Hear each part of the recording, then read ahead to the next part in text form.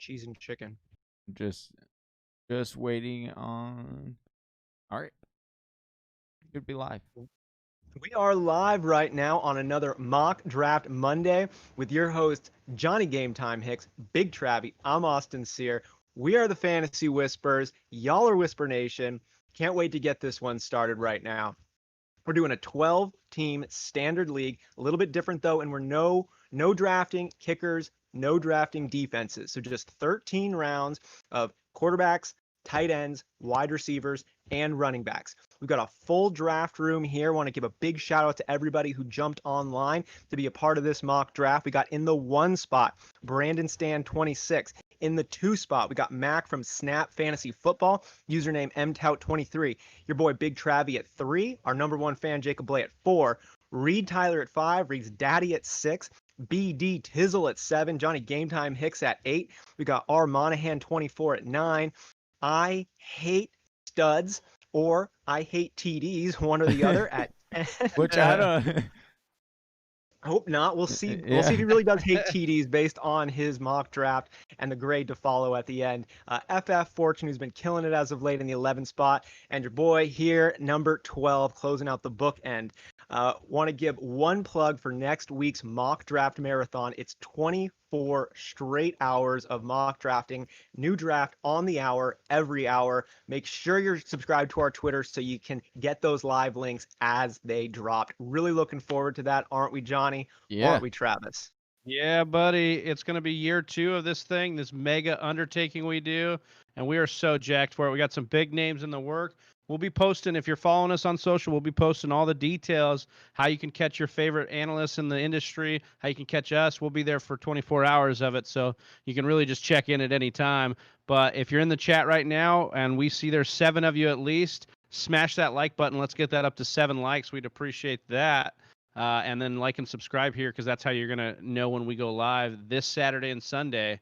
Johnny, you ready to dive into this mock or what, dude? Dude, I'm beyond jacked to dive into this mock draft. Not only 1, because it's a mock draft, but 2, we got ourselves a new layout on the YouTube, and you guys are all stepping into the ring now. Ding, ding. We are about to start up on this, so there is no way out. There are 4 ropes. 4 square ropes. I don't know where I'm going with this, but you guys welcome into the match. Going nowhere. Exactly. You're going nowhere. And number 2, I finally got myself a nice comfy chair. And so I am ready to enjoy and relax and start this mock draft. The masturbation station is locked and loaded. Johnny's like, hey, production meeting before the show. He's like, no monologue. And then he goes off about his chair and the new layout, dude. I love it, though. I appreciate the new layout, Johnny. Hey, if you guys like the new layout, give us some thumbs up in the chat. We appreciate the layout. It's a big deal. And Johnny's about to catch them hands inside this ring via my football team. Oh, bring it, dude.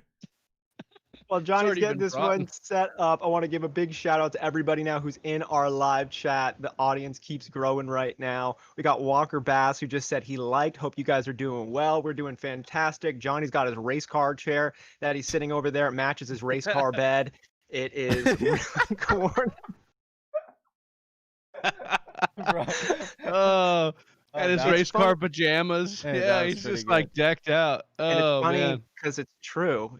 His wife doesn't like it, but she loves him. So well, that's why the race car bed is in the guest room, so he can just slide into that when he's feeling lonely. We got 1 spot open right now where I guess someone dropped out. So let's fill that spot up here. And yeah. We just got Kuma highlights. He just had his guys. If you're in the chat, go to our Twitter. Or wait, are you gonna drop the link in Twitter, or are you gonna drop it right here? Yeah, I'll put it in Twitter. I'll drop it anywhere, dude. Or no, I'll put it in the comments. I got it. Yeah, we've got 1 spot left. I got to talk about Steve and Tyler with this fire comment here. Reed's daddy here, going to draft as long as the hurricane lets me, dude. That is Whisper Nation right there. That is Whisper Nation showing up, drafting in a hurricane. All jokes aside, though, Steve and Tyler, you and the Tyler family, be safe out there. Wherever you are, if there's a hurricane coming in, make sure you're safe, please. Mock draft on your phone if you're running away. Mock draft. Don't stay at your desktop if the hurricane's coming. Yeah. Make sure you We'll save the pause the family clock. first. Yeah. Yeah, we will. Yeah, we won't make you auto draft. Even though Johnny put this wrestling ring together, and we're gonna get down in here, drop some elbows. yeah, dude. We got you, Reed's daddy. The link is in the bio. Just kidding. The link is in the chat right here. Go ahead, go ahead and click that, and whoever gets to that first is going to be the last spot in here. Also, yeah, a little bit. Well, go for it. I just if I can get a little bit of sound check from Whisper Nation, if they'll let us know how we sound, if it's not too loud, not too soft. We're in. Oh, dude. we're in. All right, let's go. Time to football. Ding ding. This guy was born ready. So thanks for filling in time to football at the 2 spot. We're a full room. Our draft is going right now. We're doing, and just so y'all know right now, Johnny, Travis, myself, we're all drafting our own teams. At the end of the whole draft, we're going to grade everyone else's, but y'all, Whisper Nation, are going to tell Johnny, Travis, and myself who drafted the best team, who drafted the worst team, and y'all are going to be the judges. We are at your discretion here. We'll be doing the rundown of everybody else's team down at the bottom. We're getting it started. Christian McCaffrey, Saquon Barkley, pretty much the undisputed number 1 and number 2, setting up Big Travie with the 3rd overall pick. There's a little bit of a contention on this one, Travie. What you thinking? You thinking Ezekiel? You thinking Alvin Kamara, or going something with a tell us your secrets. Typically, I would actually debate this a little bit more if it was a PPR or even a half PPR league. I would maybe lean towards an Alvin Kamara. You could make the case here, even if it was a full PPR, that maybe you're looking this early at Michael Thomas. But I think standard league, if you have our draft kit, which you can get at thefantasywhispers.com, you know that we have Zeke projected right now in our first update of the draft kit as our number 1 overall running back this year. And so I'm going to go ahead and take Zeke here. I think with that offense, the weapons they put around him, and this is a standard league, you know this boy is going to eat all day. That's his thing. And plus, I got the Zeke haircut and headband going right now. I just feel like I'm full Zeked out right now. I just need the nose ring at this point. Oh, Ezekiel. Ezekiel. Hey, well done. Now we're bringing in those jokes. Reed's daddy, there we go. I will say that I almost went with this 103 spot. I first thought about it, Travis, and then I switched to the 108. And just because I have not yet really drafted from the 108, but I'm really liking teams that I have mock draft so far from the 103 spot. Yeah, 108's an interesting one, really especially. Go for it, Austin. I was going to say, I think that at that 3 spot, I like what you said there first. It's Saquon, Zeke, and Christian McCaffrey. I think you can make a very good case for all 3 of those guys being the number 1 target. I know that Christian McCaffrey is going to be getting all of that look because of the amazing performance he had last year, and Saquon Barkley is, in my opinion, the most talented running back. But Ezekiel Elliott is no slouch, and he's got an incredible line, and he's going to be the focus of the offense. I think that 3rd spot could be a money one. Yeah, we'll see. It might be an opportunity here to, get enough value on the turn too, even so you get that top 3, but then you're able to get the best value in the second out of the top 3 picks. So we'll just see how this plays out, how it all shakes out. What I'm interested to see this week is we all know the Damian Williams opt-out news. I'm interested to see how far CEH is going to climb in ADP in this particular draft. It's our first draft since that news broke. Our first live mock draft since that news broke. So that's an interesting take to me. Or am I just planning some smoke screens to get some people to take him here so I can get some value to fall? I don't know. Who knows? Where do you see him going right now? Now with this news and ADP right now, we know is going to be a little deflated. Come draft time, end of August, where do you think CEH is going to be going in most competitive leagues? Go ahead, Travis. Go for it, John. It's it's hard for me to see him not get to the top of the 2nd round, and then in some cases, I think people may take him in the 1st, just because that's where people are going to take a guy that they project to be similar to Kareem Hunt. I don't know if it's the right plan. I think anywhere in the middle of the 2nd and later is where I'd be interested in taking him. But I could see him climbing that high as far as 2-1, 2-2.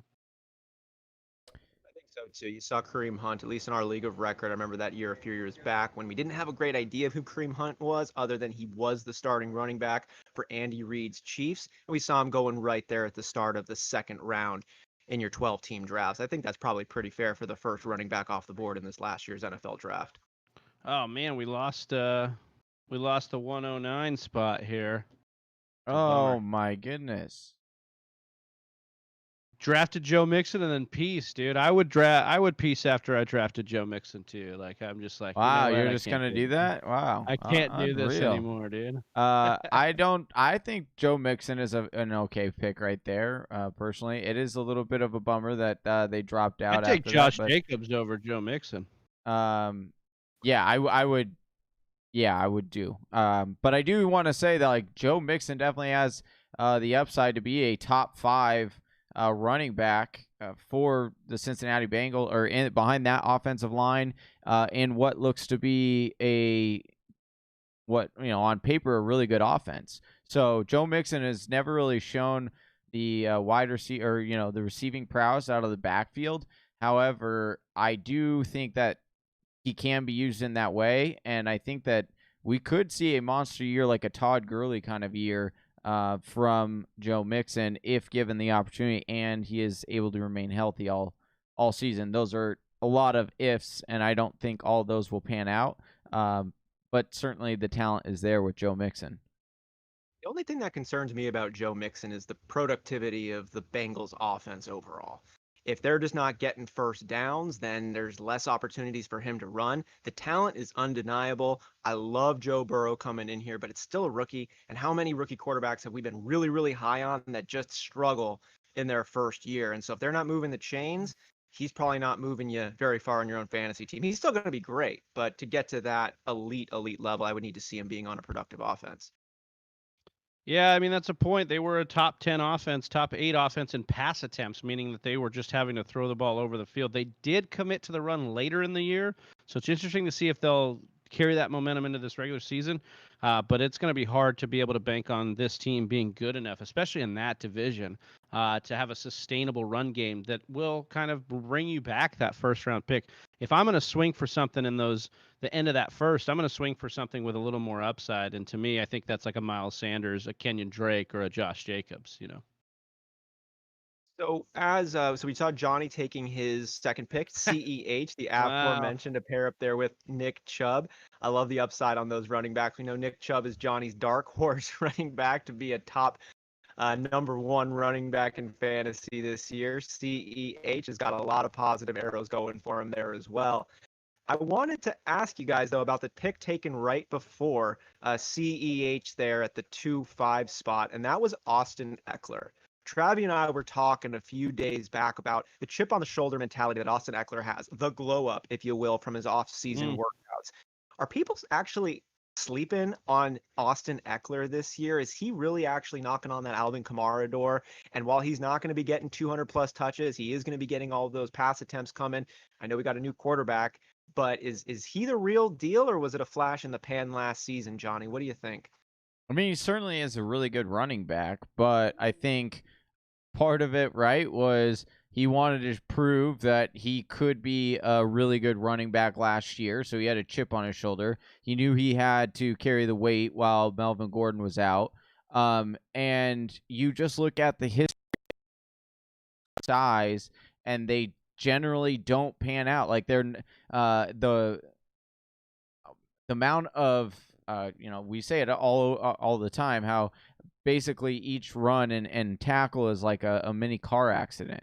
And so we've seen time and time again where these smaller guys can't handle a massive workload, and when they are given that, they generally break down. And so I just, if he did bulk up, I mean, that picture, did you guys see that picture of him without a shirt on last week? Yeah, that's what you were Goodness talking gracious. about, his body, and I wanted to say, yeah, normally it wouldn't be that case, but he looks like he ate a normal pass-catching running back, and now he's 2 of them together. Yeah, and I don't know. I mean, I think that this is going to be a lot more of a committee, an RBBC, than people realize. I think that Eckler will be good, but I think that where you're drafting him right now might be his ceiling. I think that he's gotten paid He's been told he's the guy now. I mean, he has haters like me saying that you shouldn't draft him top 10, but I don't think he watches the show that much. And if he does, hey, thanks for the like and the subscribe. We appreciate you, Austin Eckler. But from a fantasy standpoint, I have my concerns, and that is completely acceptable. Like it is completely acceptable to be worried about him being able to handle the workload because he's never done it before. And then you toss on the fact that like Tyrod Taylor does not toss to his running backs. He lowers his head and he runs. So a lot of his pass catching, he was having like 80 to 100 targets. That's not going to be even close. Like he might have 50 targets, complete targets. Only 50. You think Eckler's only getting 50? Leonard Fournette got over 100 targets last year, and you think Eckler's getting under 50 this year? Go look at how many LaShawn McCoy got. Like LaShawn McCoy, we got to remember, was his running back then, and even LaShawn McCoy didn't have 100 target seasons. Like he didn't have monster targets with Tyrod Taylor. It's a known thing that like if you have a scrambling and running quarterback, it's known. You generally have less rushing attempts. This is the way. This is the way. This is the way. Do you think that's fair? Before we move on from Austin Eckler, Travi, what do you think? Is he spitting truth right now, or he's got some truth there? We've talked a little bit about running backs in scrambling quarterback offenses and how we used to think this was just such a good thing for the rushing ability, but it ends up being a little bit of a detriment to the pass catchers because instead of their safety valve to dump off, they believe their legs are the safety net, right? They're going to run as opposed to maybe dump that off more times than not. So I would agree with that. There is a scenario, though, where Tyrod Taylor doesn't end up the starter halfway through the year, and then Justin Herbert comes in, and he uses Eckler as kind of his safety valve. So there's a scenario where I see it, but I do tend to agree that Eckler's ceiling is right around, the back of the first and beginning of the second in value. And, man, this is just a fantastic way that this worked out. I was debating between Kenny Golladay and Chris Godwin at the top of the second, and now your boy Big Travie gets them both. Really excited about that to line up with Zeke. So I got my RB anchor, two stud young wide receivers. I'm excited here.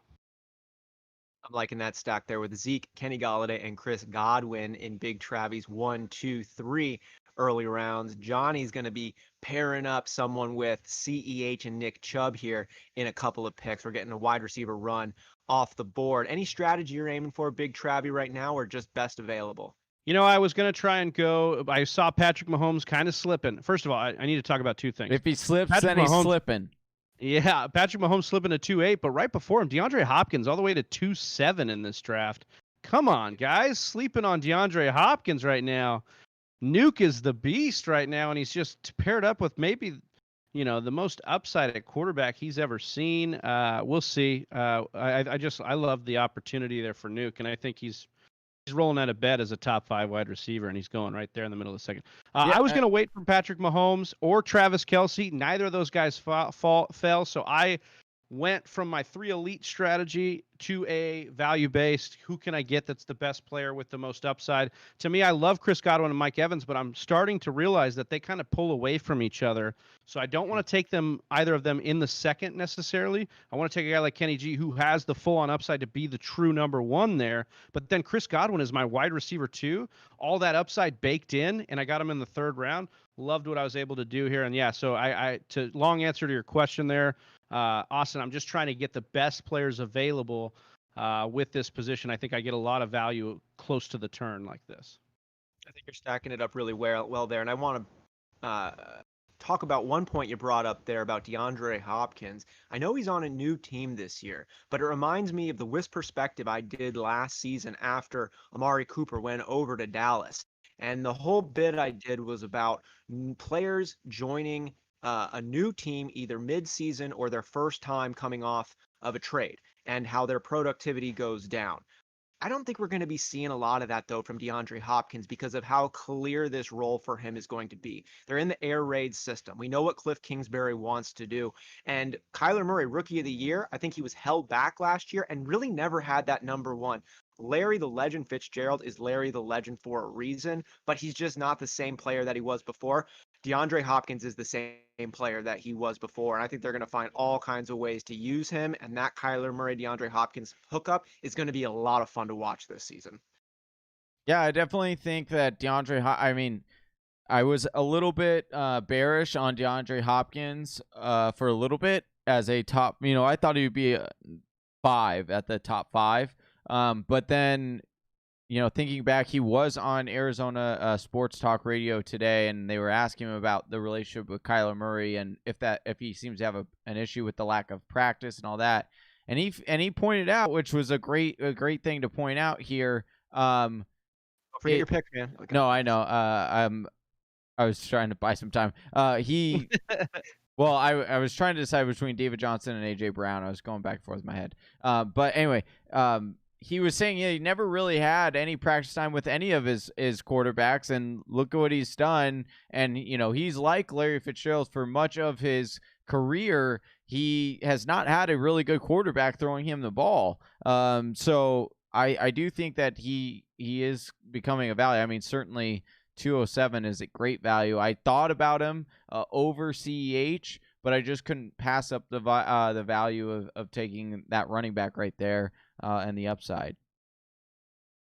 One thing I want to throw in about DeAndre Hopkins, why I'm so optimistic about him, is DeAndre Hopkins is a dog.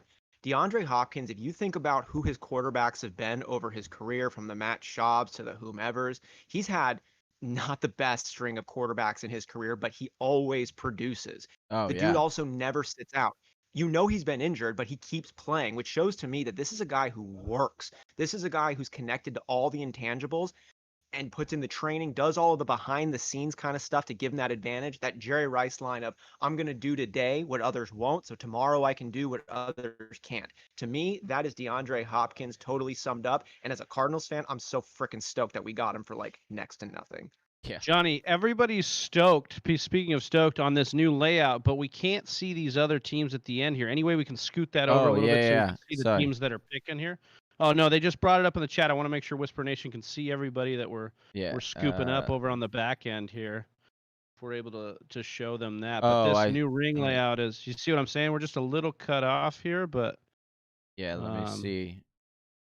I will adjust this, and right when you get it done, we'll get to the point where you have to move it back over. Right. Yeah, I like the breakdown there on DeAndre Hopkins. We're seeing a little bit of a running back run here again in the third, and it's that battle-torn, worn-out guys, Leonard Fournette, Le'Veon Bell, Melvin Gordon, David Johnson, even Mark Ingram, some guys that have some Todd Gurley, some traction on them. Good run of running backs here. Johnny, with that group of names, is it Leonard Fournette for you out of the third round that's coming there that you'd take the top, or are you may be more inclined to take a David Johnson, Mark Ingram, Todd Gurley situation? Sorry, repeat your question. I'm trying to fix this real quick. No worries. I'll pitch it over to Austin here. I know you grabbed Todd Gurley there with the 312 and then the David Montgomery after that. But in that round, we saw Leonard Fournette, Aaron Jones, Le'Veon Bell, Melvin Gordon, David Johnson, Mark Ingram as far as the running backs ahead of you. Any of those guys that you would prefer to take in the third above Todd Gurley, would you think that it's Leonard Fournette? That was the first one off the board. Would you agree with that? Or would you prefer a different running back out of that group of guys in there? Now, I'm a pretty big fan of Leonard Fournette. I look at Leonard Fournette. We got going into his fourth year, 25-year-old running back who was drafted top 5 by the Jacksonville Jaguars, and his rookie season was an elite running back. I don't think he's lost an edge on this one. I think his role on the team has gone up and down a little bit. I think right now, while even they did bring in Chris Carson, he is still that early down back. He did get over 100 targets last year. I don't think he's going to get as many targets this year, but he showed that he can catch the ball out of the backfield. He showed us that in college. And this is the same guy that his rookie year logged the fastest land speed time for an offensive player. We're talking about a pushing 240-pound halfback who's fast as heck, and I think is going to be leading the way on a run-heavy team. for that reason, that's why he's over there for me. I just think Aaron Jones is going to be dealing with more competition with A.J. Dillon as well as Jamal Williams. I think Le'Veon Bell's a nice pick, but Adam Gase doesn't want him over there either. Melvin Gordon's in a committee situation. I think I like David Johnson this year, but we still don't know about how much spring is left in those legs. Love Mark. I like David Johnson where Johnny got him, right? Like, I don't really want to take David Johnson at the top of the round, but if he's sitting there in the middle to the late of the round, I feel a little bit better. And I know that doesn't necessarily make sense if you're at the turn, but you gotta, you've got to think about that when you're grabbing that. But love your breakdown there. I don't think you have to. I was very happy to get David Johnson where I got him. Yeah, that's what I'm saying. Oh, okay, sorry. Yeah. For me, honestly, I'd probably take David Johnson, and for me, over even maybe Chris Carson, given how much uncertainty there is about his health and how many other running backs are over there. I think you can make a case for David Johnson competing pretty close with Chris Carson. I know that Johnny's going to have something to say about that and probably doesn't agree. Big fan of him there, but no, I'm a big fan of David Johnson, especially where Game Time picked him up. Yeah, I don't know if I can go that far with Chris Carson, but maybe it's just the fact that, like, it's the recency bias with Chris Carson. Like, we've seen more of it with Chris Carson lately than we have with David Johnson, because David Johnson just has, he felt kind of out of place there in Arizona, didn't feel like he was wanted. The common phrase is that he was running in cement shoes at the end there, and his back situation was going on. So I love David Johnson's setup, and I love it because we just saw a guy that I think had less in the tank in Carlos Hyde produce with RB2 numbers there, and we've got a better pass catcher and a younger running back in David Johnson, and has reached a higher pinnacle in the league than Carlos Hyde going to this offense. So yeah, I'm excited about David Johnson. I think the second round, ahead of Chris Carson's a little too early, but I understand the preference over the two. Like, you have to have that risk mitigation in your mind. Man, run on some wide receivers. That a couple of years back. Seriously. Let's not forget a couple years back, David Johnson was the Associated Press wide receiver of the year. The wide receiver of the year because of how many passes he caught and what he can do with that work. So I'm excited to see what he's about this season. And I'm excited to see what that is. Look at all those wide receivers we saw after James Conner was taken there in the 4th. Odell Beckham Jr., Juju Smith-Schuster, Robert Woods, DK Metcalf, Calvin Ridley. Ton of them coming off the board. And then Amari Cooper and DJ Moore in that same round there. How about on this one, Travis? You asked me the question about all the running backs who had gone the round before, of where my preference would be in terms of those tiers. What about these wide receivers here? You're actually on the clock right now. I'll go ahead and while you pick in your 3 seconds, Mark Andrews, love the zig where they zag. Of all those wide receivers you just saw go in the 4th round right before you, any preferences or guys that stood out? Yeah, I think Juju is probably my answer. It's been my answer lately in this round, especially the 4th and the middle of the 4th here in standard. I understand the concern with Ben's elbow. We don't really know, but that's the only concern you can have, because other than that, we've seen this offense put a top 5 wide receiver out every time Ben's been healthy and on the field for more than 14 games. We know that they have kept Randy Fichtner as the offensive coordinator, who was Ben's longtime QB coach. Randy Fichtner. Even through the that's a wrestler's name if I haven't heard one, man. Even through the Todd Haley beef, it was Randy Fichtner who emerged there. And no. You can't just say it like that. You have to say it, Randy Fichtner. That's just like how it has to be now, dude. You can't just. I'm pretty sure I just have you to say it there. I don't need to. You're just boosting it up, dude. But yeah, that's the trying to finish this point, you mofos.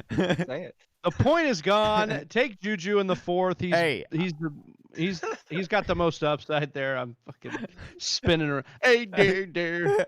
Listen, if it makes you feel any better, Travis, I battled back and forth on whether I wanted to take Juju or OBJ there. I went with OBJ this time because I wanted to see what my team could possibly pan out to be. There are some concerns, and there's also Deontay Johnson that I also think that could be a value available to me later on in the draft. So that was kind of where my thought process was going with that, as the ability to possibly get Deontay Johnson a little bit later, because I do like the piece of that Pittsburgh Steelers offense. So that's why I went OBJ this time. But I completely agree. Like, I think there is a very, very realistic possibility that at the end of the year, like, Juju is once again a top 5 wide receiver in this offense. Like, what changed from last year to this year besides like Big Ben, like Tommy John surgery? Like, we know that often times brings back, like, the player comes back even better than before. Yeah, especially nowadays, right? So, yeah, it's one of those surgeries similar to the ACL surgery where they're using other parts of the body to kind of tie things together, and it ends up your ligament stronger. Yeah, they use stem cells and they inject you with like the stuff that they use to create the Incredible Hulk. Spider silk. It's like the gamma rays or whatever. I don't know. I'm not a doctor, but I'm pretty sure that's what happens. Either way, that's what I think. I think Big Ben's a lock to if he plays. I think Juju is a lock with Big Ben to be a top 8, top 5 wide receiver. And I like Johnny's point too about Deontay Johnson. I think Deontay Johnson could be this season what Juju was a couple years ago. So, guys, we got to give a shout out. 19 people watching live in the chat right now. Whisper Nation coming in hot. Appreciate you guys. We got 10 likes, 19 people. If everybody that's watching could hit us with a like, we would appreciate it. Help us get this going and going. The Cat's Pajamas giving you a shout out here, Johnny. Didn't realize you fixed the layout. Looks good. Appreciate you there. Oh yeah, awesome. I'm glad that they like that. Cat's Pajamas. I don't think he's drafting, but he's in here chatting, so we appreciate that. As always, you guys get to be a part of the team judging at the end here. Give us your grades. We have the mock draft marathon, everybody, this Saturday and Sunday, 10 a.m. to 10 a.m. Pacific Standard Time. 24 hours of straight mock drafting. We've got some big names in the industry. We got Stepmom Lauren coming on with us. We've got a bunch of other names in the industry coming out. We've got a bunch of Saturday Snap coming on the show. We've got so many people lined up for this. We got Smitty from the Fantasy Football Show. We got the Fantasy Couch coming on here. We've got so many of these names lined up. We're excited to announce some of the names for you at the rest of this week. So make sure you're subscribed to the page so that you guys know when we're going live, and you're following us on Twitter so we can drop those sleeper links. What up, Bart? How's it going? Bart Tyler saying, what's up, guys? Bart Tyler coming in. Appreciate Talk you, dude. about Deandre Swift, says precision. Oh, I could talk about Deandre Swift all day long, because Deandre Swift is who I feel as a rookie, everyone is sleeping on. Everyone wants to say Kerryon Johnson this, Kerryon Johnson that. Listen, we know what Kerryon Johnson is, and he's not a good running back that fits into this scheme and this system. He is a nice change of pace running back. He might fit better in a different system, but he even said himself that he did not feel like he was a workhorse running back.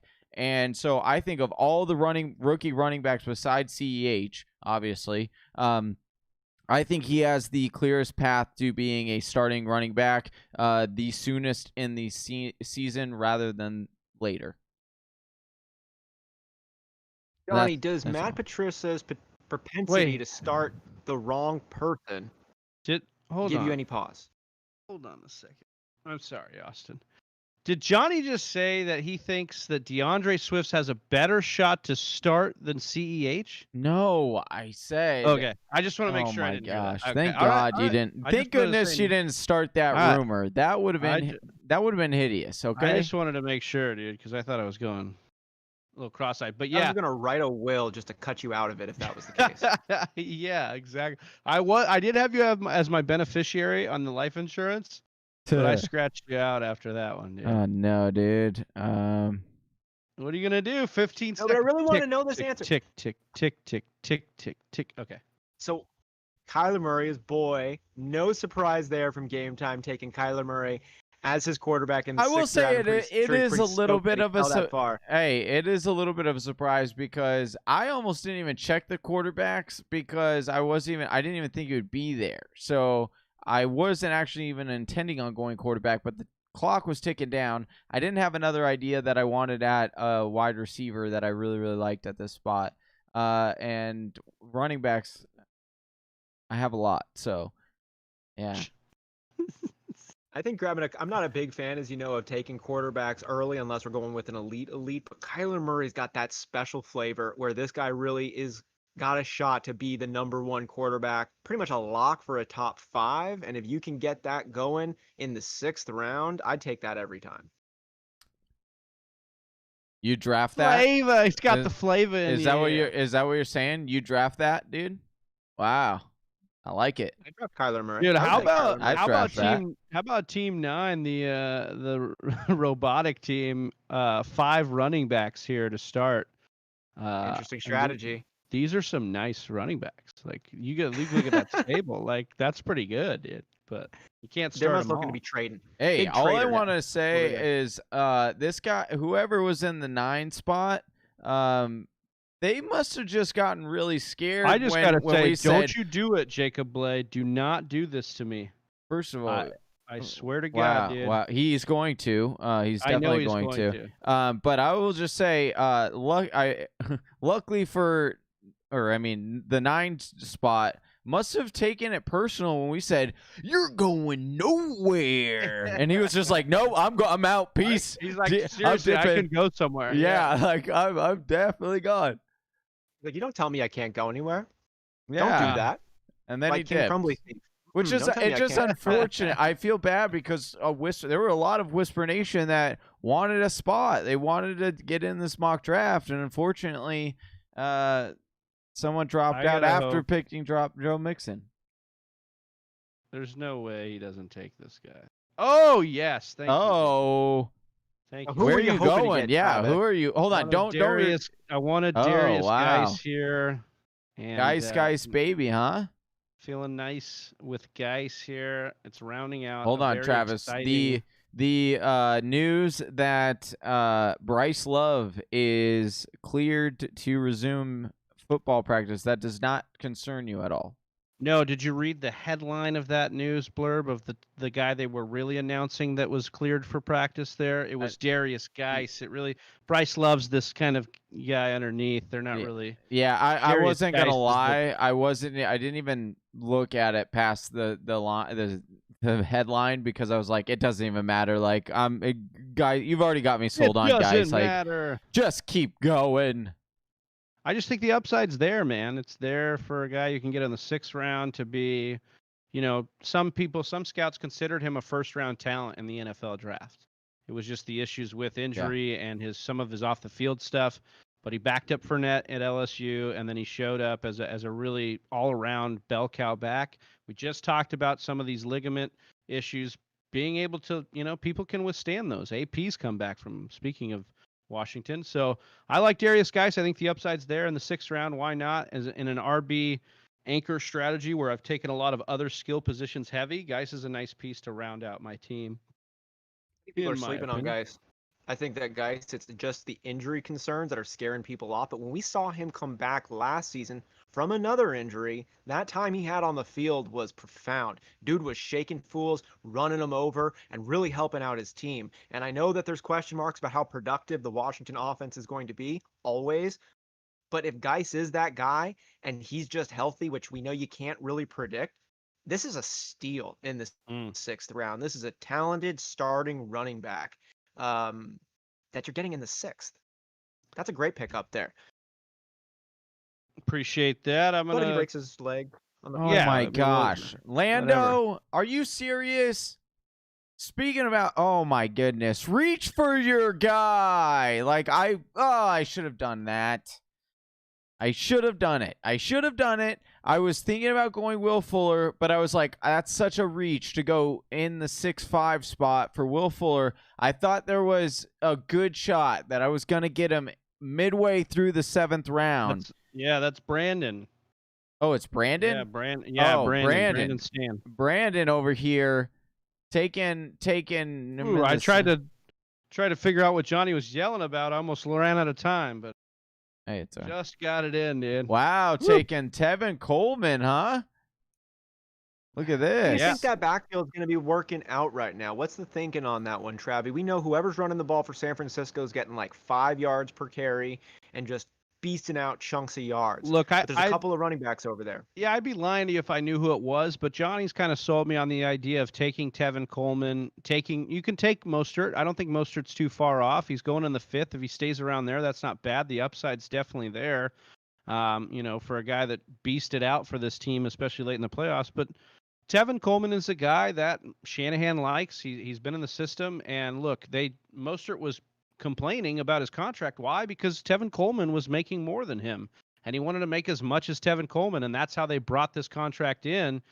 So it's about Tevin Coleman for me. I know he's getting up there a little bit in age, but actually I think Mostert is actually older than Tevin Coleman, if I'm not mistaken there.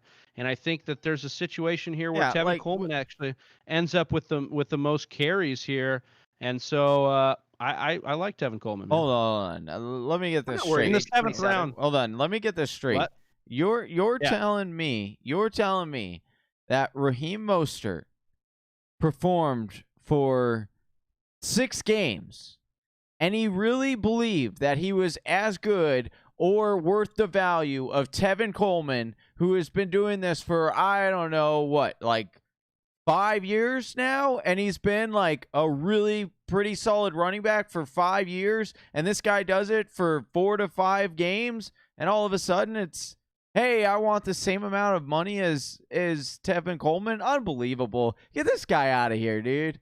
He led the league in yards per attempt, 5.6 yards per carry. Yeah, but the thing is he, like I said, he did it over 5 games. So, like, I don't give him a whole season. He had more rushing attempts than Austin Eckler. He had double the rushing attempts that James White did. It was like, what, 137 touches? It's not a huge sample size, but it's enough to say that it's legit. He is not going. I guarantee he's not going to match that. I think he's in not the going to 5th match round, he's that's fine for me with Mostert. The upside's there. I'm just saying there is equal-ish upside in Tevin Coleman, and you get him 2 rounds later for a guy that scored 4 touchdowns in 1 game for San Francisco. So yeah, I like Tevin Coleman. I even like, in some instances, I've been taking super late Jerick McKinnon now that he has been cleared and they've got some faith in him. I think you should just invest in this backfield. It's got a good offensive line, and they're going to run the football a ton. Get a piece and hope that your guy makes it out of the diamond in the rough, so to speak. Just to kind of round that one out there, I love that thinking with it of grabbing the value picks. I think that Tevin Coleman and Jerick McKinnon have probably just as much of a shot to be getting the bulk of the carries over there in San Francisco because of how Shanahan likes to run that offense. For sure. And anybody's coming in. So if you can get guys who are going to be averaging 5 yards per carry potentially in these later rounds, and then if you go ahead and even hedge it and get McKinnon even later on it, you just got 2/3 of probably what's going to be the best backfield in the NFL. And then God forbid something happens to Raheem Mostert. It's like you just got an RB1 in potentially a double-digit round or a later single-digit round. So I love that thinking on how to acquire value and just maximize what you can really bank on. The 49ers running backs are going to be good. So yeah, they will for sure. I am very frustrated with myself after looking at my team. I wish I was. Well, no, like I just realized, like, because I wasn't paying attention enough. I drafted OBJ, Kareem Hunt, and Nick Chubb. I definitely should have taken Juju because you don't want to take. I don't think this offense is going to be that prolific where you're going to want all 3 of those guys on your team. So looking back already, I can say that I probably should have taken Juju over OBJ. But I will say that I was at that point was right around when I was correcting the ring for the live stream. So that I do want to give Johnny some props here. New layout. He's toggling the screen, moving it over so Whisper Nation can see. So I will give you that excuse, but also you should know what the hell you're doing, man. Right? Because come on now. Well, because what I would have done there is I would have taken Juju because of our conversation before. We do think he could be a top 5 or return to that. And then here at the 7-8, this is when it really dawned on me because I think Jarvis Landry is a major value here. FF Fortune got him. Now, I know people are going to be concerned because he started on the PUP list because of his, later surgery. it might be close. He might miss week 1. But I think that's going to be an absolute steal for Jarvis Landry, because this guy is a wide receiver too. He's going to get the volume. Yeah, I think Landry's good. I just have some concerns. His production did dip a little bit when Kareem Hunt came back from suspension in week 10. Some of those targets were being soaked up by Kareem Hunt out of the backfield. So that would be a concern here, especially in that offense that we've talked about may have volume issues as far as the wide receiver or the passing offense is concerned. But if they get it clicking, it may not matter because they could be efficient. They have the tools to be efficient enough to make it work. It's just a question on if that line will come together and do so. But I don't mind taking Landry or taking the shot at Landry where he's going. I do tend to go with an upside guy in like Deontay Johnson or a Michael Gallup even that went in that round before him. But I understand the pick. Yeah. We got sixth Bien Venu. I don't know if I'm saying that right. Asked Judy or CD. And if it's, I'm assuming this would be this year. Yeah. Hopefully the parameters of this draft, I would think too. So standard. Yeah, if it's this year, and I think CD will have standalone value on flex, be a flex on some weeks. But this year I would take Jerry Jeudy, and I was watching some film breakdown of what the Denver Broncos want to do, what they what ended up happening last year, and you saw a lot of shorter routes were thrown. He didn't go a lot. He didn't go deep quite often, and so that's a concern. But it's very good for Jerry Jeudy, who should run those short to intermediate routes for that team. So I'm actually going to differ with you. I'd take CeeDee Lamb, and that's because I think 80 targets are vacated from Randall Cobb this year. So right off the bat, he's got a chance at a good target share there. And I think they're not actually turning over the play calling duties. Yes, Mike McCarthy's coming in, but Kellen Moore is still going to call plays in this offense, which means that offense has more shot to stay the same, in my opinion, than the Drew Lock turning over to Pat Shurmur offense. And if you look last year, Denver, only 5 teams passed passed less than Denver last year. So they were not a very high flying, high potent offense last year. So for me, I'm going to go with CeeDee Lamb on the better offense. I just think, plus he is the, I don't know. I like his upside a little bit better than Jerry Jeudy. I may be wrong there, but I like CeeDee Lamb as a prospect more than Jerry Jeudy too. Oh, so, I do. I would agree. That might be apples and oranges though, but I think, but everything's, if you have to check a box on a rookie wide receiver, I think I'm checking more boxes for CeeDee Lamb this year. Just want to say appreciate JW Football Talk stopping by. He's been in the chats all night. He just had to appreciate dip out. You, man. Appreciate you, dude. That guy has awesome content. If you want to stop by his channel, JW Football Talk, really good football content over there. Heck yeah. They do. He does like Texans football. He does Texans football. So when you're talking Hopkins, he was all about it. I was just crying because, oh my goodness, I thought it was bad being a Cardinals fan watching all the moves that we've made over the seasons, and they just pale in comparison to what Bill O'Brien has done once they gave him the keys over there in Houston, trading out all-star players for bags of chips and all kinds of weird stuff. Pretty soon we're going to get J.J. Watt's going to get traded for a home entertainment unit, and he's going to stand behind it for the rest of his life. Yeah. Pretty soon that's going to be a value. J.J. Watt's getting up there in age a little bit, but yeah, I'm still taking J.J. Watt over home entertainment unit though this year. I would agree with you this year.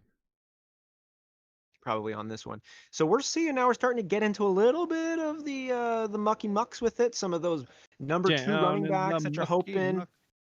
Some of those quarterback, maybe like rookie wide receivers that are high pedigree, but they're still rookies, or backup running backs that should still have a role, like your Phillip Lindsays or your Jordan Howards over there. In this round right here, is there any guys that you're kind of looking out for, of your Christian Kirks, of your Phillip Lindsays, of this round right here in the 8th, of number 2 guys who might be sneaking up though and going to be more productive than, say, their role on the roster might suggest? Well, I definitely think Darius Slayton is a guy. You got him in the 8th. To be honest with you, like I haven't done a 12-team standard in a while, mock draft. So some of these values are a little bit different for me, and so it's like seeing some of these guys go in this round are a little bit surprising because usually you see Darius Slayton like in a PPR league even going in the 9th or 10th round. But I don't mind that value. I think that in the 8th round, you really are taking gambles on guys. So, a lot of people are saying, who you should take where. I think Darius Slayton is a guy that definitely has a potential to be the number 1 for the New York Giants. Listen, I'm a big fan of, some of their other pieces there. But there is a definite connection between Daniel Jones and Darius Slayton. And I think that potential could groom and blossom into something even bigger this year. Yeah, I like Darius Slayton in there. I think Christian Kirk's another one that's interesting in that offense. You're talking about a number 2 guy in a offense that really didn't get to see its ceiling. You talked a little bit about what Kyler Murray didn't really get to that next level, and he still won Offensive Rookie of the Year there. So I think there's a situation there where, and you look at Cliff Kingsbury didn't get to run as many 3-wide sets as he really wanted to.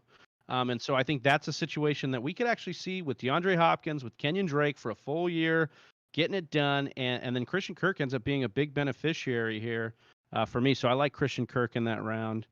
I'm about to take a guy a little chance. You were talking about taking a chance on a guy in the 8th round. I'm going to take a chance on Big Mike Williams in the 9th here. Just love the value that I'm getting Mike Williams at in the 9th. I think he actually may pair up a little bit better with Tyrod Taylor here. I think so too, man. The average depth of target and what's going on there. I would take Mike Williams before every wide receiver who went in the 8th round, maybe even over the guy I took in Darius Slayton. I think that Darius Slayton is going to be that number 1 over there in New York. We saw him come out of pretty much nowhere to supplant Golden Tate and Sterling Shepard and become Daniel Jones's favorite target. Travi, you picked him up in our Dynasty League off of the waiver wire, and I'm sure that's a piece you're very proud to have on your team, especially how you picked him up. And well, I have Daniel Jones too, so if that becomes the thing for them and they're both young, I'm really excited about that pairing as well. That's an awesome combo, bringing it up. So that's why I like the Let's Darius go Slayton back one. to that. You would rather have BMW over all of the guys taken in the 8th round? Yeah, let me tell you why. Big Mike Williams has a more intimidating physical stature than every other dude here. Big Mike Williams is no joke. This guy runs like a wide receiver. He's built like a tight end. He's 6'4", 220 pounds, coming into his 4th year in the NFL at age 25. This is right when he's about to break out. The guy who's been ahead of him has been Keenan Allen, who is very, very good, but he's also been the love affair of Phillip Rivers, who's out of town. So we got Tyrod Taylor coming in, and we don't know who his favorite target's going to be. And I could put a healthy bet on Mike Williams. I take the money line bet on Mike Williams being that number 1 target and then cash in at the end of the season when he does prove to be that number 1 guy. I like the physical stature and the possibility of Mike Williams over John Brown, who's going to be the number 2 behind Diggs, who's also got that smaller burner speed, but he's just not going to be able to be a real wide receiver 1. Marvin Jones Jr. is fantastic, but he's no replacement for Kenny Golladay. Christian Kirk might be the wide receiver 3 over there behind Larry the Legend, DeAndre Hopkins. There's no way. Deebo Samuel. No, there's Absolutely no way that Christian Kirk and is Julian behind... Edelman, N'Keal Harry. No, dude, are you kidding me? There's no way that Christian Kirk is the wide receiver 3. And even if Christian Kirk is the wide receiver 3, like I understand the upside of BMW, but you're trying to make the case that Tyrod Taylor, like I'm a fan of Tyrod Taylor, but like you go back to Austin Eckler, you think Austin, like he's going to get 100 targets. All of a sudden, you're saying that Keenan Allen is going to regress and all of a sudden not be a really good wide receiver, and BMW is going to take that role as the wide receiver 1 there. I just don't see it. No, of course he's going to be a good receiver. Well, then you're Chris saying Godwin's going to be a Tyrod... good wide receiver again, and Mike Evans is going to be a good wide receiver. Okay, so I'm then why that aren't Mike you taking Williams... Tyrod Taylor then as a top quarterback? Because there would be, mathematically, you have to say that if Tyrod Taylor is going to support all those guys being a legit fantasy options, then Tyrod Taylor is a legit quarterback for fantasy that people should be talking about. And I don't think any of that is the case. I think that Keenan Allen is an option here, and Austin Eckler, I get the argument, and BMW to a degree, but I don't think he's anything better than a flex option. Like Christian Kirk has in the 8th round. Isn't that what you're kind of drafting? But I think Christian Kirk has the ability to be an every week wide receiver too. If you think that Mike Williams, like with his talent and something happening where Keenan Allen and Tyrod Taylor just don't get it together, he doesn't have the same upside. I think the upside's there, dude. Mike Williams is a first-round talent at the wide receiver position. He's like Austin said, big body down the field. And we already talked about Tyrod Taylor's average depth of target is pretty considerable, and he likes those deeper guys to get down the field. So you've talked before about Sammy Watkins having that year with Tyrod Taylor. I think that actually Mike Williams projects a little bit more like So you Sammy Watkins. You think Keenan Allen is not going to be a good wide receiver this year? I would rather fade Keenan Allen and wait and get Mike Williams in the 9th, and then I took Terry McLaurin. I'm going to take Terry McLaurin, Tyler Lockett, some of these other guys in the 4th and 5th round over Keenan Allen, and then take the shot at the upside of Mike Williams. I understand. I think you're trying to say that the case is that far off between these 8th round guys, and I think Austin's just saying like you can make the case for Mike Williams over these guys, and the logic's there. I don't think it's that hard of a line in the sand. They all have question marks. I think it's kind of true with what Johnny had said earlier about Austin Eckler, of where you're drafting Austin Eckler, you're drafting that upside. I think Keenan Allen's current position is similar, and you're drafting for what you expect that upside to be. And hey, there's a lot of reasons to think that's going to be coming in. But when we have a new quarterback throwing the ball, and we also have a very, very talented receiver there in Big Mike Williams, it's just not as secure. You can't bank on it the same way you could if Phillip Rivers was over there. And Mike Williams, like you said, first round talent. I don't know, Johnny. Do you think Keenan's a wide receiver 1 this year, Johnny? No, but I think he's okay. I think he's an. You think he's like top 15? Yeah. You think like he's barely out of the top? I would put him right around. I would put him right around. I think 15. he falls more. I think he's right around 15. He falls 15. more at the back end of the wide receiver 2 position. Like I think he's more 15 to 20 range for me than he's going to be inside. I just don't see, it just doesn't. I just don't compute the possibility that Keenan Allen drops so much. Because I just don't see Tyrod Taylor being. But you've seen how deep wide receiver he necessarily probably wouldn't have to drop all that much, dude. Like it would just have to not be getting peppered with targets like he was with Phillip, because that's his game. He's got to be the possession receiver. He's got to get the high target range. And has that really ever been Tyrod's game? I mean, he's not really ever peppered a guy with targets. So, I mean, even in Sammy's game, it was big play stuff, right? It was. I mean, it was a lot of big plays that Sammy had, and it would require. I understand it, dude. It's not easy to want to doubt Keenan Allen. The guy is so good. Well, the thing is, I'm not going to doubt Keenan Allen because people doubted him the whole time, and he's outproduced all of them. And so, for me, it would have to boil down to, like, in my mind, like, I think that Keenan Allen is going to be pretty. Is he going to get 150 targets? Maybe not 150 targets, but he's getting like 110, 120. And then for me in my head, like, I'm adding up, okay, I've got 120 there. I've got Austin Eckler, about 60 targets for him. That's, 180. And then you're looking at Hunter Henry. Where does he fit in this piece? How many targets? 60 to 80. I think he could get 100 targets in this offense.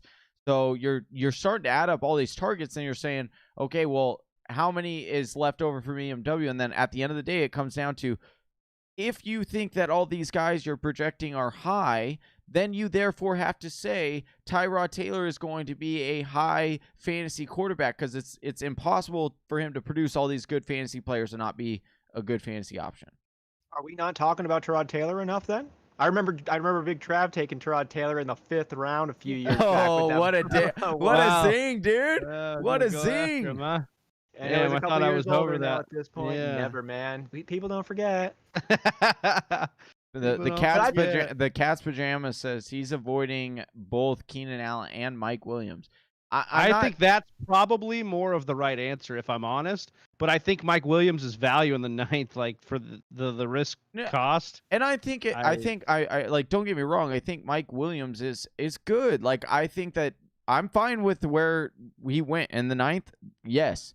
But I just don't think that I would say I would rather have him than take anyone over, take him over anyone else in the 8th. Like I don't see that connection for me. I want to jump in here really quick and just address Bart Tyler in the chat right now as people might be making decisions. Bart Tyler asked, are we drafting defenses and kickers? The answer is no, not in this draft. It's a 13 round. We took 2 positions away, as well as all the kickers, all the defenses, just to make it pure position players for this mock draft here right now in August. So no kickers, no defenses, 13 rounds. We're going to do draft grades at the end of this all. Great, says Bart Tyler. Cool. Also, Bart, make sure you join us this Saturday. We are going live for 24 straight hours of mock drafting, which is going to be crazy madness. We are going to have a lot of guests on, a lot of giveaways. We got some sweet jerseys, signed jerseys. Not just madness, but the crazy madness. Exactly. Have you seen Crazy Madness? Do you know the difference between madness and crazy madness? It's like the difference between fantasy and fantasy football. It's like if you think one of these mock drafts is crazy, try like 24 of them in a row. Like that's pretty wild. So really looking forward to that. Make sure everyone who is watching now, make sure you set your calendars for this Saturday, starting at 1 p.m. Eastern time, 10 p.m. Mountain Pacific time. Pacific. I don't know what that. I always get it's confused. Mountain too. I live in 10 a.m. I live in it's not. Arizona. So like I don't change my time, and so like I'm not very good at that whole jumping ahead and behind thing. Like I'll admit it. You know, there's some parts in Arizona that do honor daylight savings Yeah, time? it's really weird. Like when we went to college in Flagstaff, our phones would always switch in northern Arizona because it was so close to the border. Yeah, there's different parts, like the different Native American tribes have their time that goes along with daylight savings. It's kind of a strange one, which is super relevant to fantasy football right now. So we'll move on to another subject over here. 11th round. He's like, this is now the National Geographic show. Yes, we're going to be talking about the indigenous communities and our organization of time right now. No, we're not. We're talking about fantasy football here in the 11th round, where Anthony Miller, Brandon Ayuk, LaShawn McCoy, Chase Edmonds, and Daryl Henderson Jr. was gone. Big Travis, see you there swooping up LaShawn Shady McCoy, newly signed member of the Tampa Bay Buccaneers behind Coach Bruce Arians. Can you talk a little bit about LaShawn McCoy and what you think that upside might be, Travis? Yeah, the upside is clearly there. He didn't have a terrible yards per carry. What was his yards per carry, Johnny? 4.5? No, he actually averaged 5 yards per carry. 5 yards per carry year with the Chiefs last year. We've looked at BA's system, and what we were trying to say, you know, we just did a bromance episode for Ronald Jones. I liked Ronald Jones' upside. Everybody was talking Keyshawn Vaughn. Ronald Jones was going later. He was the veteran on the roster. We've seen in BA's past how he prefers the veteran over the younger guys. But here's the thing. Here's what we know about BA. He likes pass catching backs. He likes backs that can pass block. Here's what we know about Tom Brady. He likes pass catching backs. He likes backs that can pass block. LaShawn McCoy is good at both of those things, and he's a veteran. And we've heard that he's talking to Tom Brady and Rob Gronkowski about trying to get another ring. I just took advantage here of his 11th round still being there. That's obviously not where he's going to go in drafts with you guys. If teams are a little bit smarter, they should be taking him a couple more rounds up. But I took a chance, searched the name, and he was there. So I think the upside is there look, we've seen what a running back can do in a Tom Brady BA offense. So I would be investing in LaShawn McCoy, and I would still even take a chance, depending on ADP, of Ronald Jones too, because something happens to Shady. Ronald Jones is in my mind is the better bet to be the guy this year than Keyshawn Vaughn. Yeah, I like that. Really I like that breakdown. I also like Austin that over here breakdown. taking my boy Zach Moss. I didn't see that. I also like that breakdown. Oh, you took Devin Singletary. What's up? Oh, I said I also like that breakdown because I was able to scoop up LaShawn McCoy in our Dynasty League yesterday, Woo! so I'm hoping that that assessment is accurate. Listen, I do like the upside play for sure. It is really cool seeing or intriguing, I should say, seeing like the comparison with Chris Johnson. Now, what's going to be interesting is we don't know, and we've talked about this. We talked about it last week on the mock draft show, but we don't know because of there are no preseason games, so there's going to be no hype train. So we will literally not be able to be like, oh well, LaShawn McCoy got eight carries the other night, and Rojo only got 2. What does that mean? There's not going to be any of that. So, but that could be good value, and like Travis got him in the 11th round. I think that's absolutely a great value and totally worth taking him there. I want to talk about another really good round or another good value running back taken in this same round, just 2 picks after Big Travis LaShawn McCoy pick, and that's Daryl Henderson Jr., one of the running backs over there for the Los Angeles Rams. We had in the chat Brandon S. say, I like the Daryl Henderson Jr. pick that late. I do too, and it reminds me of what Big Travis said earlier in this mock draft when we were talking about the San Francisco 49ers backfield and the way you can grab extra value by snagging up some of these later picks, knowing that these later running backs deeper on the roster there might actually end up being the running backs who get the majority of the touches. It's a pretty clean looking committee over there, so you can get one of these guys late. We know what Sean McVay's system is capable of with a running back, whether it be Todd Gurley or whether it be another running back. It really doesn't matter. He runs it smart, and we know that what he's trying to do, and Daryl Henderson getting grabbed this late, you might have just gotten the lead dog on a very efficient, run-heavy offense. Yeah, I like the breakdown there. And this is kind of like, I know you're a big handcuff guy, Austin, but this is kind of the logic that goes with not drafting a handcuff. And that is investing in these lottery tickets across the NFL. This year may be a little bit different for me. I may be siding more on the handcuff situation with the COVID offseason, but even more so in the spreading your chips out, deciding which guy you want to take. Oh, spreading your chips getting out, a piece of these different. Yeah, like getting a different piece of a different backfield, because, like you said, we could get, if you invest in the right backfields. That's why I think J.K. Dobbins is a nice pickup in a lot of leagues. Get him because that's a run-heavy Baltimore offense. You want to get a piece of that offense. I know people are afraid of this New England offense, but I like Damian Harris late. I like Rex Burkhead late. I like some of these pieces in these offenses that have a shot to end up being the touchdown guy. We are just a few years ago, we saw LeGarrette Blount get 16 touchdowns in a year in that New England offense. Not saying that's going to happen, but I'm saying that the upside is there in some of these offenses.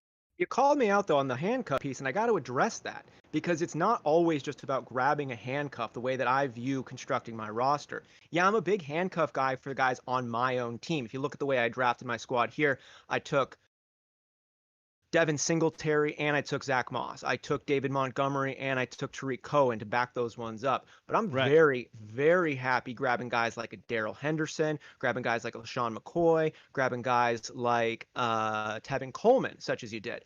I'm not so much a fan of grabbing people like an Alexander Madison or a Tony Pollard or somebody that you know is going to need to have the guy ahead of him go down or something drastic to happen for them to be getting the lion's share of the carries. For the guys we mentioned earlier, the Tevin Colemans, the Daryl Hendersons, the LaShawn McCoys even, there's a scenario where no one even has to go down for these ones to be getting the majority of the time on the field. So for these dart throws, I love them. I love those guys. But a guy like Darrionton Evans, he's not going to do anything unless Derrick Henry goes out. No, not doing anything is a stretch. He's going to have some standalone value because he's getting the ball on third down. But for him to really be an impactful player, you need something to happen to Derrick Henry. Not the case for a Daryl Henderson Jr., not the case for a Tevin Coleman.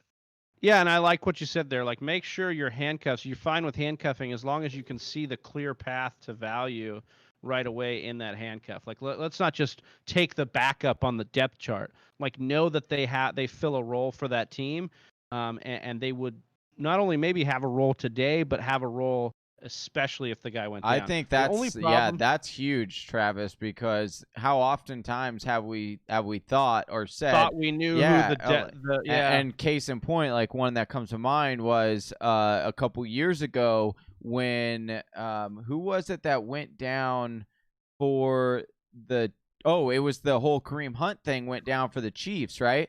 And speaking of our own thing, like in our league of record, we were all together, and I was sitting there with Sharkandrick West, who was quote unquote the backup running back, and I was so excited because I needed an RB2 going into the playoffs, and I thought I was set. And then all of a sudden, what happened? It was Daryl Williams that was the guy who ended up being the running back, and I missed out because I didn't pick up Daryl Williams because I thought Sharkandrick West was the backup. So, or I even think about the Rams. Remember a couple years ago, the Rams had Todd Gurley go down, and then off the bench, off the couch, Potter, C.J. Anderson. Sorry, Potter's C.J. getting Anderson in on this. He doesn't like it at all. And pops off. So you just don't know what's going to happen. You never really know. And so, but like you said, you do know in a situation like Tariq Cohen. Love that one because you know Tariq Cohen has a role in this offense catching passes. Kareem Hunt, he's got a role today as a solid RB2. If anything happens to Nick Chubb, that's going to win you a league by having Kareem Hunt. So that's the situation. The difference is knowing kind of who's available there. In our championship game in our dynasty league last year, in the championship game, I started both Nick Chubb and Kareem Hunt in the same game, and together they got me like over 35 points combined. So I'm totally fine with those players in those situations, just how we just mentioned over there. Yeah, I love it. I love the breakdown, and I love the qualifier on the handcuff situation there. And one other thing I'll add on that one is I've drafted players in the past when I'm kind of going back and forth of, say, like, we talked about like Alvin Kamara or Ezekiel Elliott. Like, which one do you like right there? And actually, that might not be a bad example because both of their handcuffs would be filling in really nicely. But if you have a guy like, say, like if you're going back and forth between like Ezekiel Elliott and Saquon Barkley, for instance, and you know that Tony Pollard is going to be a superior backup handcuff. Does anything happen to Ezekiel Elliott? To me, that helps me make a little bit of a decision. It gives Ezekiel Elliott a little bit more of a bonus in my mind because if I can get that Tony Pollard pick super late, then I've got an amazing backfield locked up with a go-to number one in Zeke. But if anything happens to him, Tony Pollard's an RB1 like that. So, but the same case you cannot say for whoever's ultimately going to be backing up Saquon Barkley. It's going to be just kind of a just a guy. Yep. Just a guy. Reach for your guy here. Jay Ajayi is just a guy. Dude, Johnny was off camera wrestling around with Potter. Potter was just trying to get on the show, dude. Potter was not happy with the conversation talks about Austin taking handcuffs, all right? He was just not having it. And I was trying to get him off camera and out of here, but... Guys, we're so close here. 18 people watching. We appreciate every one of you, Whisper Nation. 15 likes. Can we get 3 more likes here? Ooh, I just want to get the 18 watching to the 18 likes. I'm a like fiend. Give it to me. Give it to me. Smoke likes, Joe Rogan. Give it to me. Oh, man. Big Travie got... how did I forget? That's who I should have went for like 2 rounds ago. I've been scooping up 2015's greatest. Oh man, no. But in all reality, did you see the new? Where are they now? Hey, did you see the news blurb that came out today? 8 games? No, not 8. It just came out at 5:41. Seahawks are monitoring the Antonio Brown situation and are open Everybody's monitoring it, dude. Hey, you follow them monitoring it. You following it on social media, dude? I'm monitoring. They should have announced Big Travie is monitoring Antonio Brown's situation. And it's not just the football world monitoring him. You got People Magazine that's monitoring him. You got Logan Paul. You've got you've got neurologists monitoring him right now. Hey, that is true. Hey, but no, for real, it's like Antonio Brown. Lawyers monitoring him. Hey, Antonio Brown in the 13th. Private investigators monitoring him. Sorry. You know what? There's a lot of people monitoring Antonio Brown right now. His family, they're monitoring and making sure that they're not around when he's around. So it's just funny. Johnny wants him to get signed so bad, but Johnny was banging the drum hard for the Houston Texans just about a couple weeks ago. So I don't Hold like. on, I know hold you're gonna on, get so hold excited on. no No, matter no, where no. he gets signed, but you were like so saying it was gonna be the Texans. You're like, First, hey man, hey, I got a secret, dude. I want to tell you this secret, man. yeah. He's gonna get signed by the Texans, and dude, Hey, he's hold not on. even signed. Hey, hold on. First of all, hey, do you remember when we read the thing and it was like, oh hey, Gronkowski is going to be signing with Tampa Bay, and we thought it was so funny, and we're like, weeks later, exactly, Gronk signed with Tampa Bay. All I'm saying is, he has not signed yet with Seattle. So you're telling? Hey, I do think, hey, Houston is a dark horse. Call him my dark horse then. He will sign with Houston. But hey, and why are you trying to say, oh, Johnny wants him to sign? I just don't want you tooting the horn so hard when he signs with Seattle, like you called it, because you were so giddy about Houston. I said there were 3 teams. I said you only get one. No, and you only get one. We only got one life to live. We got one draft to have. We got one team to rule them all. And that's now what we get to figure out as we have just gotten to the end of our 13-team, 12-team This mock is why draft Austin put on the white headband tonight, ladies and gentlemen, so he could make fire segues like that. That was awesome. Let's get into these grades. I did. Let's do it, man. So we're gonna do a couple of ways here. We're gonna break down our teams, Big Travie, Johnny Game Times, and mine. We're gonna give our reasoning and strategy behind the dudes that we drafted, and then you, Whisper Nation, are gonna let us know who did the best, second, and worst between Travie, me, and Johnny. So with that said, Johnny, you want to give us a start off on your team breaking it down with Nick Chubb going? You started in the 8th spot. Give us a break. And then right after this, we're going to break down everybody else's team too. Yeah, so I went Nick Chubb in the 8th, followed that with CH, and then David Johnson. All 3 running backs, I think, have the possibility to be RB1s. So started off my draft really strong, I think, and then I got a little distracted, and I took OBJ, which is Cleveland Brown. So like I had said that before, I would rather have Juju instead of OBJ there. But then I did the handcuff thing that I do like to do with Nick Chubb with Kareem Hunt, because I do think that Kareem Hunt does have standalone value. Austin's talked about it, how he started both of them in flex and in his starting running back position last year in the playoffs, and I think that you're going to be able to do that this year as well. So that was really, really nice starting off. And then I got Kyler Murray, which I'm fine with getting Kyler Murray in the 6th. I think that that's really, really good value. He is my QB1 in 2020, so pretty excited there. Then I needed to get some wide receivers to fill that wide receiver 2 slot, so I just started grabbing a lot of guys that I like. That could be, potentials, right? So Michael Gallup, Christian Kirk, Mecole Hardman, N'Keal Harry. So I feel like through those 4 positions, I'll be able to stream a wide receiver 2 each week. Rex Burkhead, Travis mentioned it. I am very big on grabbing like these guys that I know that the running backs are going to be useful. I just don't know which one it is.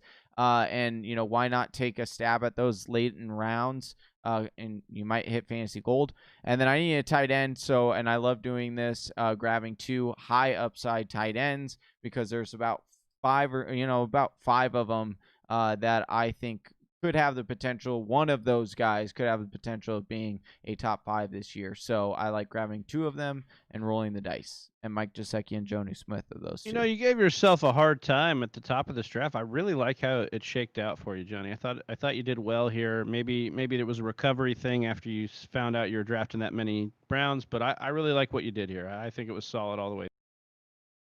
Appreciate that.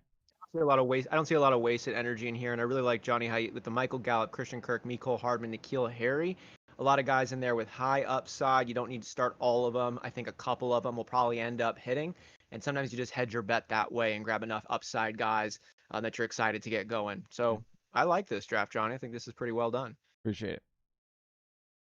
All right, Big Travie, what you got? All right, so I took the 3rd spot overall, took Ezekiel Elliott in the top of the 1st round. I was debating between Kenny G and Chris Godwin in the bottom of the second. Got them both because he fell to me there in the third. That Chris Godwin did. Mark Andrews in the fourth. Look, I think Mark Andrews is love getting that slept pick, on. dude. I think Mark Andrews should be going near the other two guys in Kelsey and Kittle, and that is because he has a shot to get 24, 25, 26% of the target market share here for the Baltimore Ravens, and I think that's incredible for a tight end. They're going to throw a lot more this year. They threw very minimally. They just scored a lot of touchdowns. They're going to have to throw a lot more. That's just regression speaking, and I think Andrews is the main beneficiary of that.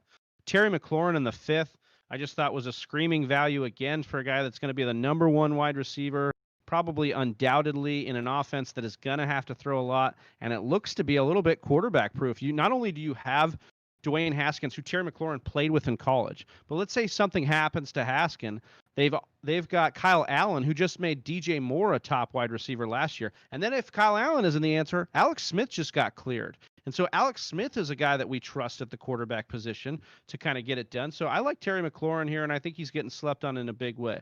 I did a run of running backs because what was that? Oh, I'm sorry. I was going to say you mentioned how well Kyle Allen did with DJ Moore, and who was the head coach of Kyle Allen and DJ Moore last year?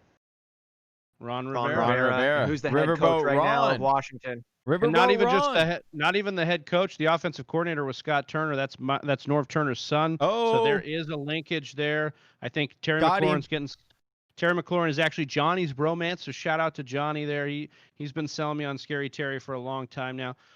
So then I knew I needed RB2 help, right? So I went back to back on some upside. Well, not really upside with Jordan Howard, but just trying to secure an RB2 in a standard league. Darius Geis is my upside play. Tevin Coleman's a little bit of an upside play, or at least steady points if I need it. And then Jordan Howard is just like a guy that's going to fall into the end zone once in a while for Miami. Jordan Howard, Roto Pat was saying this on the Roto World Football podcast. Every year, fantasy players underestimate Jordan Howard, and every year he kind of does it for them. It doesn't matter. Like, he just does it. We keep doubting him, and he's going in the 8th round. I like him there. The value's there. I love that. I just want to stop you real quick, Travis. Second-round guy. I love Jordan Howard in that, like, you got to realize, like, Kalen Ballage got 10-plus goal line carries in this offense, like, and Jordan Howard is way better than Kalen Ballage. So You're looking at a guy that you're able to get in the 8th round who's going to score you, 6 to 8 touchdowns guaranteed. That's pretty nice. Yeah, so then I just went with Mike Williams for the upside. We talked about that. Henry Ruggs, we've talked about Henry Ruggs and how he should be manufactured touches in this offense. LaShawn McCoy, I think I just got a deal because people are sleeping on the ADP right now. Matt Stafford, I waited all the way until the 12th and got my guy, and Matt Stafford, who has real top 5 potential with the way he's dealing and with the way they've set that offense up and with how bad that defense is in Detroit. And then Antonio Brown, just hoping he lands on a decent team, serves his suspension. I sit on him, and he ends up being kind of the greatest. So, yeah, I was really satisfied top to bottom with my team. I think it ended up being value-based, and it actually ended up being pretty sexy. I won't lie to you, Travis. Through your first, 6, maybe 7 picks, I was like, oh, Travis might really regret going wide receiver heavy and then grabbing – Mark Andrews, even though I love Mark Andrews. But I got to say, with how it pairs with Ezekiel Elliott, again, how you maneuvered it, and then you're able to really scoop up tremendous value in your last 3 rounds, 11, 12, 13. Listen, that is where you make your fantasy season. You grab these guys that, are dart throws, but if they pan out, that's how you win your season because you're getting a competitive advantage. And LaShawn McCoy, like Travis said, at an ADP right now that hasn't really adjusted, I would expect it to go up a little bit. I love this. I think it could go up to the 7th, 8th round, and I'm still okay with LaShawn McCoy there. Yeah. Like in the 7th and 8th round, because I think the upside is just kind of through the roof with LaShawn McCoy. We touched on it a little bit. But Austin, I want to talk about your team here. You had that bookend 12 spot. So you had to take guys 2 at a time. We've talked about how we kind of like this when you get value, but sometimes you feel like you're reaching. How did it end up feel overall? And then kind of take us through your team. This team right here is very, very clean, the way I look at it. I'm extremely satisfied with the way this all came together and the different pieces that I'm matching up together. quick comment on drafting at the bookend, either the start or the finish. I personally love it. And I come in with those picks trying to do two things. Well, kind of three things. When I'm not trying to stack up situations, I try to use one of my picks to grab a guy who fell.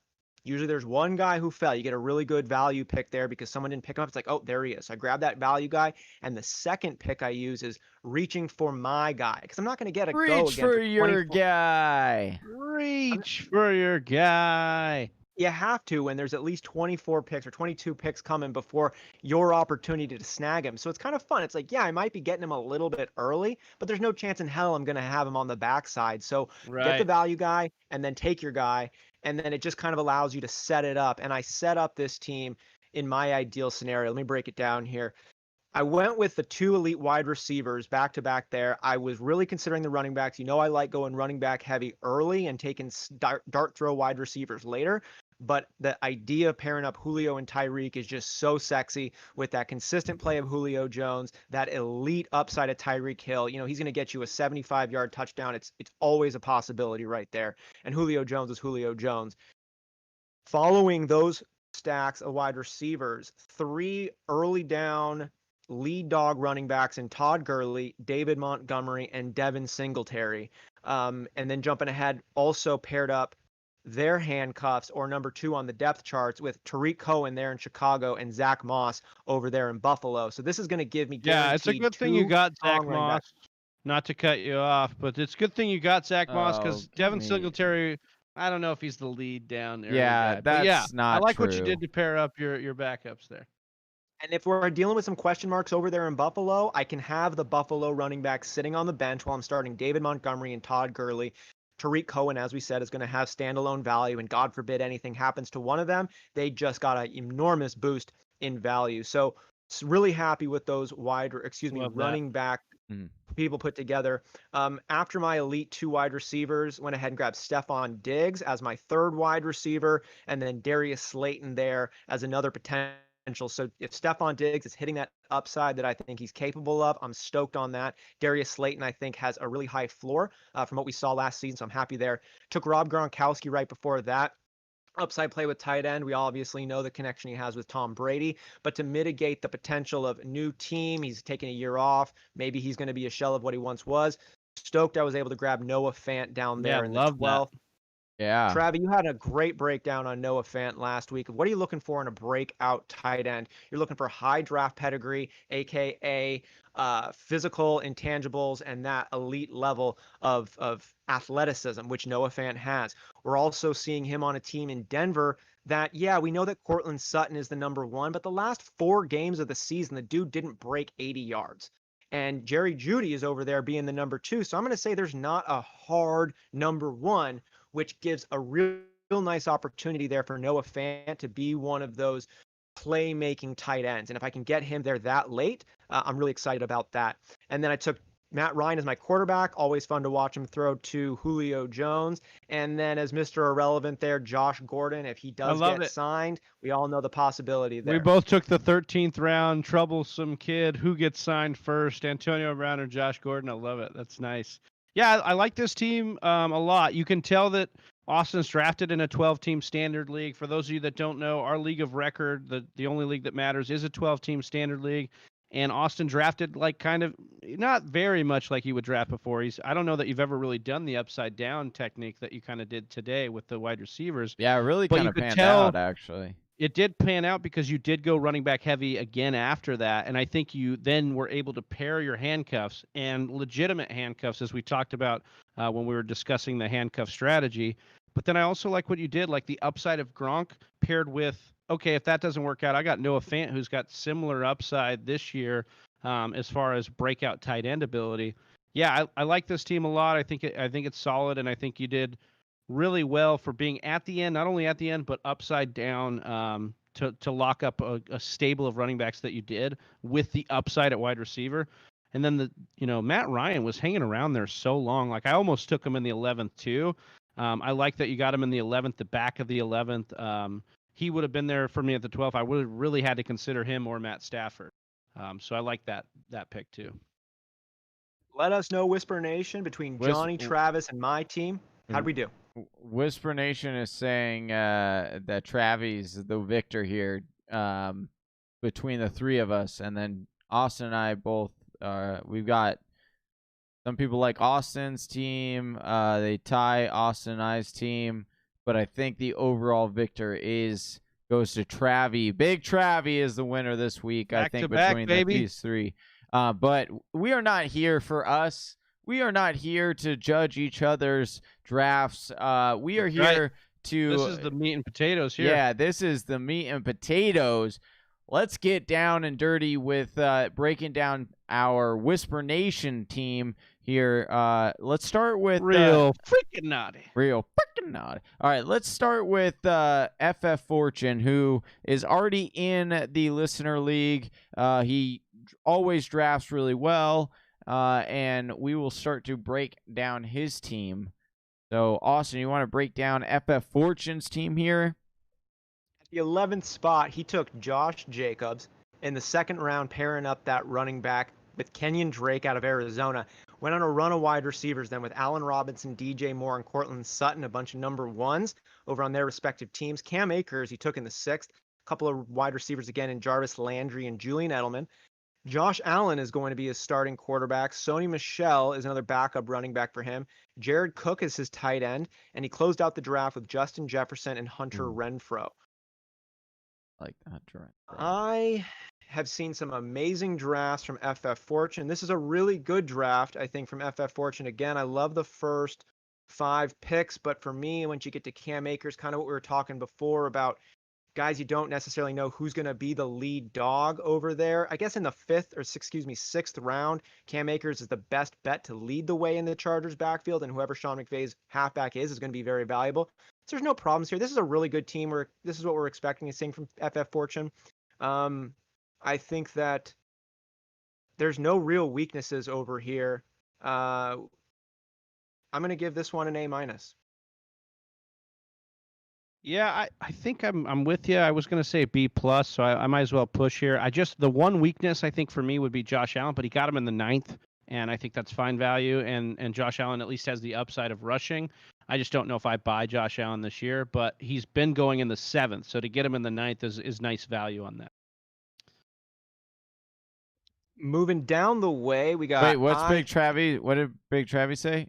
B. I ended up pushing up to A- too. I did end up liking this team a little bit more than I thought. After. Yeah, what about you, Johnny? I love the wide receivers here, so I would do A- as well. I do think I gotta give FF Fortune, like, he's a dominant drafter, but I gotta zing him a little bit because I gotta say this is probably his weakest team that he's ever drafted, but it is still an A. So I mean, we got Purple Waves in here, the legend Fortune Fire, and I can't completely disagree.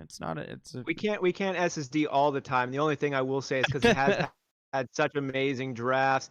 I'm not a fan of Sony Michel, and I'm not a fan of Jarvis Landry. But he got him in the 10th. Got him in the 10th. Yeah, I like where Sony Michel's going in the 10th. Though. Yeah, that's fine value for me. Yeah, you're getting a guy who has the upside of 10 touchdowns. Yeah.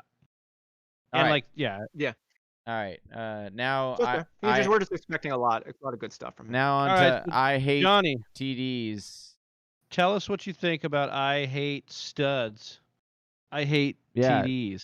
I hate TDs. It's got to be. I mean, it can't be I hate studs because this guy started at the 10 spot. Miles Sanders, then he takes Devontae Adams, who falls into the 2nd, followed by A.J. Brown, who I absolutely adore, in the 3rd, and then Amari Cooper, who I'm not a big fan of, but you get him in as your wide receiver 3, so you can battle that inconsistency quite nicely there. And then takes Jonathan Taylor and J.K. Dobbins, 2 high upside rookie running backs, and just guys, I'm going to do a sneak peek and sneak preview of the following rest of his picks. And there are no following running backs, so there might be just a little bit of concern at the running back position. A little bit? Yeah, but he falls, at the wide receiver, gets Deontay Johnson in the 7th, gets Deebo Samuel in the 8th, Tyler Higbee and T.J. Hawkinson are his his tight ends, and then Carson Wentz, Deshaun Jackson, and Paris Campbell. He rounds out his draft. Listen, Carson Wentz, I think people are sleeping on as a quarterback. Absolutely love getting that value in the 10th. Great steal there. And I'm fading on Tyler Higbee a little bit at the tight end position. TJ Hawkinson is a little bit interesting to me. I just think that there are higher upside tight ends. And Debo, I'm staying away from. But the wide receivers are dead. They're sexy as hell for this team. I would give this team a B. I can't agree with a B. I got to go C here, and that's just because I think it's really shaky at the running back position. Jonathan Taylor is your RB2. I understand the upside with Taylor, but he's not known for his pass-catching ability. Nyheim Hines will definitely be the guy in there on the pass-catching, and we've already heard that Marlon Mack is probably going to lead the backfield to start the year. I know Taylor's the beast. He's hyped up. He's the talent. But Mack is going to get a shot, and especially in a COVID offseason. So that's your RB2. Then your next best option is J.K. Dobbins, who is also backing up a veteran and an even better veteran in Mark Ingram. Love Dobbins' talent, but there's just not enough at the running back position here. And then his tight ends, like Tyler Higbee and T.J. Hawkinson, not really who I would have paired together. If you're going for Hawkinson's upside, I wouldn't have paired it with another upside guy in Higbee.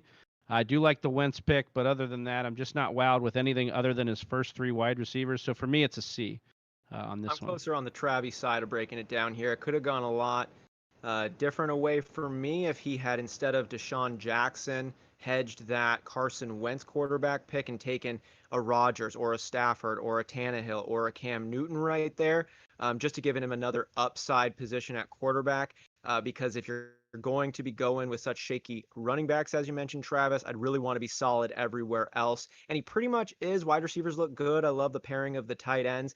But if your quarterback falls apart in fantasy football, it's a tough position there. And I know it's a streamable position, but you saw a lot of good guys go there in the 12th when I think you could have done that instead of Deshaun Jackson. So I'm with you on that. Big Travie, we're going to skip over the 9th seeded team because it was an auto-drafted team after the 9th one, and Johnny was the 8th. So Travie, you want to go ahead and hit us with the BD Teasel? BD Tizzle won a spot in our listener league last week. Is that correct, Johnny? I possibly him and Jay Blizzy, right? The two of them won. BD Tizzle. Yeah, that's right. Blizzy. That's correct. Yeah. He had a different username. I wanted to give him a shout out for winning the spot last week. So welcome into the listener league. And here we go. So you took the 1-7. You took Michael Thomas. You followed that up with Chris Carson and then Melvin Gordon in the 2nd and 3rd rounds.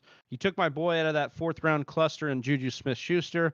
Zach Ertz going in the 5th round. Like double take? What's going on here? One. Great value. Marquise Brown in the 6th as your 3rd wide receiver. Love the upside there. Great flex upside. Matt Breida just going around ahead of his counterpart, Jordan Howard, but is the pass catching back most likely there. Drew Brees, always disrespected, always puts up numbers, number in the 8th round. Sterling Shepard has a decent path to the number 1 wide receiver there. It could happen. Duke Johnson at least is the pass catcher. I don't know that in a standard league I'd be drafting a bunch of Duke Johnson, but I could see a situation. Or Nyheim Hines. He went back-to-back there, so not sure. Brashad Perriman, you're going to win over some votes with Austin over here with Brashad Perriman in the 12th. That's great value. He's got some upside there. And then Ben Roethlisberger in the 13th. Don't know if you needed a backup quarterback here, but that's a decent one to take.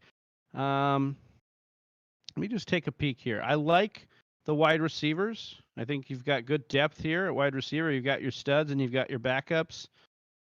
I don't love the running back. I don't love Melvin Gordon as my RB2, and then Matt Breida to back him up. So I'm giving you a little bit of a slight there, but I love the Zach Ertz value, and I love Drew Brees. I'm going to say B- on this team. I think this team's actually got a lot more depth, and it's a lot more solid. It's a playoff team. It's not going to wow you. The running back depth scares me a little bit, but I think it's a B-. Yeah, B for me. I think it's solid. I think it's balanced. All right. Reed's daddy. Austin, you get the honor here, Austin, of taking on Reed's daddy here. Thrilled to do so at the 6th overall Also a spot. winner of the Fantasy Whisper Nation League. Yeah, welcome in. In the 6th spot, he took Derrick Henry.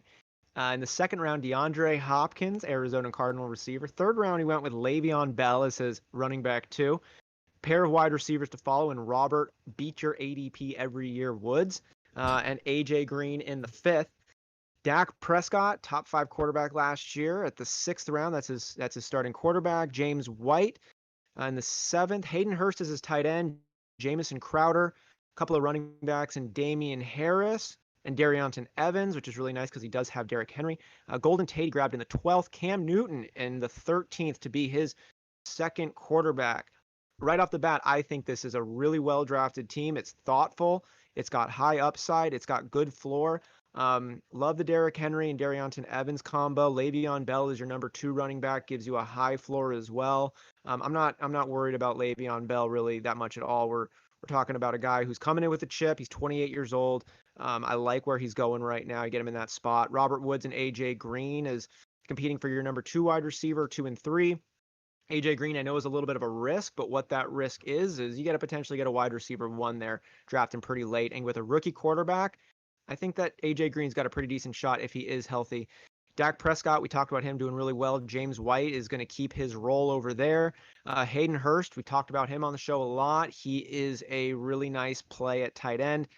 Jamison Crowder is going to do just fine with Sam Darnold. Damian Harris, Darrynton Evans, like those ones. And Cam Newton there is your backup quarterback, is really, really nice. That's some humongous upside you're able to get in the last round. I like this team a lot. I think it's got high ceiling. I think it's got a high floor. I think it meshes well with it. I'm going to go ahead and give him an A- on this. B+, A-, but closer. I'm going to give him a flat 90%. I would agree with an A-, I believe. I think he's well-rounded, but then I think, there's some of these picks, like the Dak Prescott, Hayden Hurst picks are picked right at the right spot that put him over the edge. I'm a little scared at AJ Green as your 3rd wide receiver, but I get the upside. Seriously, if he's healthy and he ends up being Joe Burrow's guy, watch out, because we've seen what AJ Green can do. So, I'm a little hesitant on guys that are taking their depth running backs as pass catching running backs in a standard league, but I can understand James White in that offense probably makes you feel a little bit safe because it's the Patriots. So, yeah, I would agree with A-, top to bottom. Reed's daddy did it, and honestly, I think his best pick was the Cam Newton in the 13th. Yeah, it made me double one. take when he took him because I was like, oh, maybe I should have taken Cam Newton instead of Stafford. So I thought that was a solid pick. I'll go with A- as well, though. Yeah, I'll go A-. That's a good one. There was a Brandon S. said the Jets line is getting scary. That is a good point. There are a lot of... they're improving it, yeah. No, I mean, they've had some people opt out for COVID. But we had this conversation a little bit earlier. I'm not familiar with all the offensive linemen for the Jets, so I couldn't the tell starters, you. though, they brought starters in that haven't opted out in the offseason. So that's what I mean. They're improving it because they brought a starter in from Denver, I believe, and then they also drafted in the 1st round. So all right. Just to clarify my improving it statement, yeah. All right, Reed Tyler jumping here at the 105 spot, grabs Alvin Kamara, then gets Patrick Mahomes in the 2nd, who falls late in the 2nd, followed by Aaron Jones in the 3rd. Then he grabs his trio of wide receivers here at DK in the 4th, Keenan Allen in the 5th, Devontae Parker in the 6th, gets Evan Ingram in the 7th, followed by Phillip Lindsay in the 8th, CeeDee Lamb in the 9th, Austin Hooper, then Daryl Henderson, Aaron Rodgers, and then ends his draft with Michael Pittman Jr. I like that pick. Wide receivers, very, very good wide receivers here. There are going to be a little bit of a concern that those are going to be fringe wide receiver ones. I'm not sure if any of those guys necessarily make it as full-on wide receiver ones. DK Metcalf certainly has that ability. Keenan Allen has the ability. It just might take a little bit going their way for that to happen. So I think that that's kind of where the weakness is in this team. But again, the strength of Patrick Mahomes as his quarterback is going to help win a lot of games and make up for that. So I really like the tight ends on this roster, and I would give this an A-. I would give it an A-. I mean, the running back depth is a little bit concerning here, but I think he's all right. I think starting roster, this may be Yeah. top notch. Like, this is pretty good, top to bottom. So I would probably go A. I just think Patrick Mahomes with Alvin Kamara, and then Aaron Jones is your second running back, so you don't have to invest too high in Aaron Jones here. Like, but if he I does like that hit, value a lot. I like the value on Aaron Jones, and then the wide receivers back to back to back. You've got upside of DK Metcalf, solid floor of Keenan Allen, and then if Parker hits again, if Parker was the truth and he was a 5-year breakout, I think you're doing good. So I'm going A here. I think it's a solid team. I'm on the other All right, side. so- I love a lot of the Reed Tyler teams that we've had, but this to me is like this is a B- squad over here, just because of where the Whoa. floor is at on this team for me. Yeah, I'm nervous. This team makes me really nervous because Okay. Aaron Jones could be in a world where he's not getting more than 11, 12 touches a game. Alvin Kamara, we know he's amazing at it, but that floor is lower because of the style of play that he has. Johnny had a lot of really good points there about the wide receivers. They're all good, but there's no shoo-in as the number one. DK Metcalf is your first wide receiver taken, and he's not the number one wide receiver on his team. I love Evan Ingram when he's healthy. Philip Lindsay is your third running back, but he's another backup one over there. Honestly, my favorite pick in this whole draft is the Daryl Henderson pick there at the 11th. You might get the starting running back for the Rams there super, super late. But this one makes me a little bit nervous. The upside is obviously there. Patrick Mahomes, Alvin Kamara, Aaron Jones, if they did what they said did in years past, hell yeah. But I think there's a lot of reasons to suggest that a lot of these guys are not going to be hitting that same ceiling we've seen in years past. So it gives me pause on raising Reed's Tyler to that higher level grade. All right, Austin hates Reed Tyler's team. We're moving on here.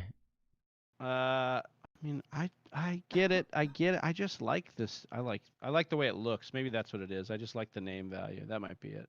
Yeah. All right, we're gonna go to Jacob Bley's team here. I'm gonna run this one down. So Jacob Bley drafted number 1 fan here, drafted from the number 4 spot.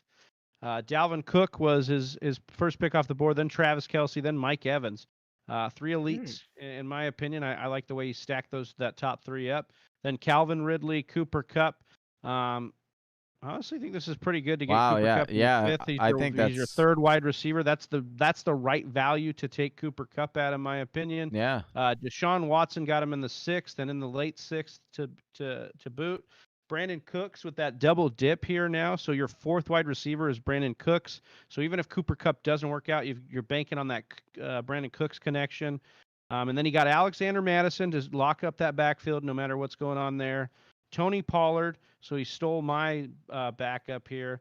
Kerryon Johnson, Chase Edmonds. So I like these investments. Tony Pollard's a great investment if you're going to take a chance. Kerryon Johnson, I think, if Swift doesn't get it going, he's the locked-in starter. Chase Edmonds, if Kenyon Drake, something happens to him, we know Chase Edmonds is going to be the guy locked in at the number 1 role. And Johnny's going to love this one. Boston Scott in the 12th round.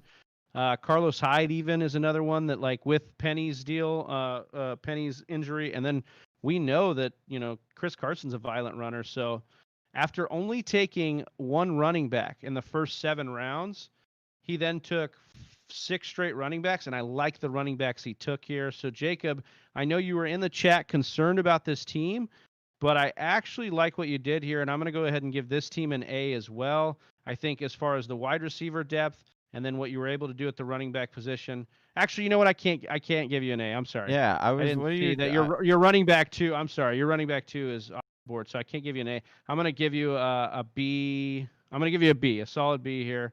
That's because the running backs scare me, but I do think you have some pieces here. Kerryon, you could probably at least plug and play, and Chase.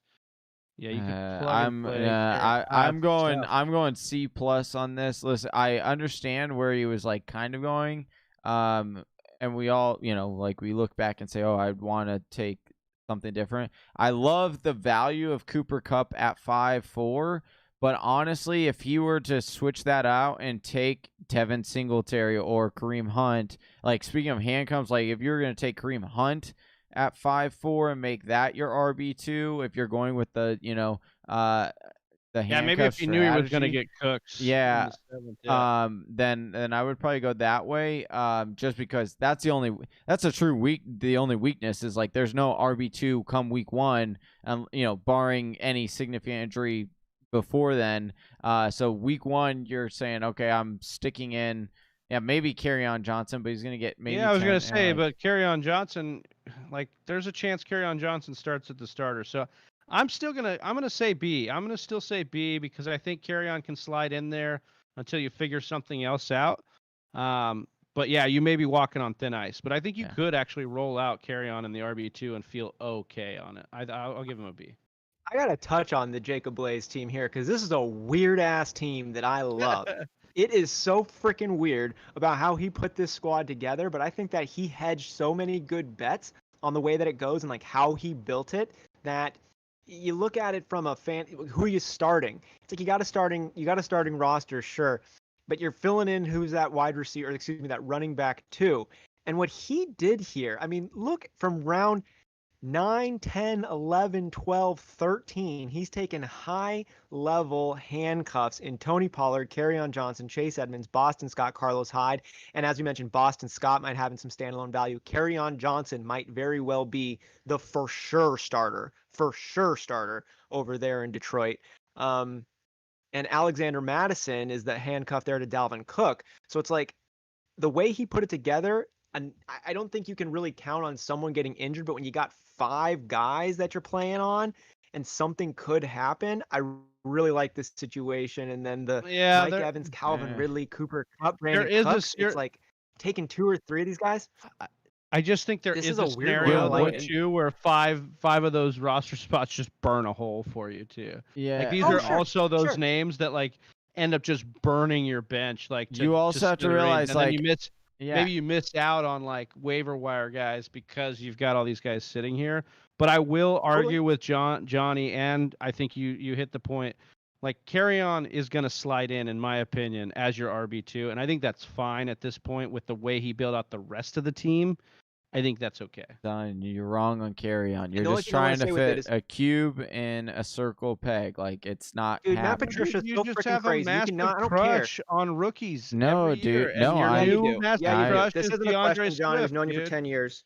No, that is not true. I have tape now, 2 years worth of tape. You can go back, and I've been very good about and very vocal about which rookie running backs are good and which aren't. And namely Ronald Jones. Big Travis was a huge fan of Ronald Jones. I said he's going to be garbage. And what has he been? Garbage. I know what I'm talking about. I've been very close to this situation. You guys say, oh, Matt Patricia this, Matt Patricia that, but it's not Matt Patricia running this right now on the offensive end. He runs the defense. You're looking at who runs the offense, and they used Kerryon Johnson for 2 years, and he has not panned out. That is why they were so adamant about getting Deandre Swift. And I'm telling you, if you invest in him thinking he's going to be your RB2, you're going to be mistaken. So you can do it. I'm telling you, heed my caution, because you can on what is this? Yeah, August 3rd, you can come back to the state and say Johnny Game Time was right at 9 p.m. Johnny, listen, you could be completely right, but Darrell Bevell is not running this team. Matt Patricia's running the team, and Matt Patricia comes from where? New England. And you what had Kerryon Johnson himself say he's not a 3-down back. Kerryon Johnson said he's not a starter. I don't need him to be the 3-down back. I need him to be the goal line back. I need him to not going to be that carries. though. It's going to be Swift. He's not going to be that. It's going to be Swift. You know that for a fact. It's going to be Swift. We're making our guess assessments. I appreciate your knowledge on this. I think you love Swift, and I love Swift's talent too. And you're putting your chips on Swift, and I don't blame you for it. I am just saying, in this scenario, Jacob's okay with his RB2 being Kerryon for about like 4 weeks, I'd say, and then we don't know after that. We'll see. The only reason I like this many handcuffs is because of how many he took, and yeah, they could all be dog trash. But if you get, because of how many he got, I'd expect one to come through. And if he gets a guy in the double-digit rounds that comes through, that's a top 2-round guy all of a sudden. And he just grabbed so many lotto tickets on it. That's why I said it's a weird-ass team. It's a weird-ass team, but it really could pan out. I'm going to give him a B, though. It's like a B minus with that potential crazy upside. So that's all right. So I broke down Bley. Is Johnny or Austin after me for time to football? Oh, it's me. This was our late entry. Yeah. So Johnny, this is the guy who snagged the max spot at the last second here. So let's see how he did. Yeah. So he takes Saquon at the 2 spot. Typical. You know, who's not going to take Saquon at the 2 spot? takes Lamar Jackson in the second, followed by Adam Thielen, then T.Y. Hilton, then takes Deandre Swift, my boy now, I guess, in the fifth. Darren Waller in the sixth. Tyler Boyd, who we really like. Then John Brown. Antonio Gibson, who has this very significant high upside there in Washington. A.J. Dillon, who also has a lot of touchdown upside, in my opinion. And then Brandon Ayuk, Preston Williams, and Alan Lazard, 3 wide receivers that we definitely are high on. And good news about Preston Williams tonight. We got a news blurb saying that he is cleared and good to go for practice off the ACL. So that's good to know. It's Preston Williams. I really like this team. I think he filled in well for Mac over there on the snap, who had to go. Appreciate those guys. But so time to football. I think he did a really good job. Lamar Jackson, we understand. We all think he's going to regress a little bit, but he's still going to be a top 4, top 3 quarterback in my eyes, even if he does regress.